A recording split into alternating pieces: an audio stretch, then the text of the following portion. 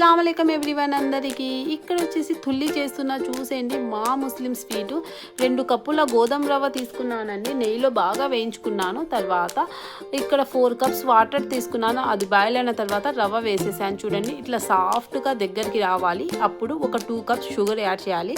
నేను 1 కప్పే వేసాను, 1 కప్ బెల్లం కూడా వేసాను. చూడండి ఇక్కడ వచ్చేసి బాగా మగ్గాలండి. కొద్దిసేపే పట్టేస్తుంది. ఇది ఒక 1 అవర్ అట్లా పడుతుంది ఈ స్వీట్ చేసాకల్లా.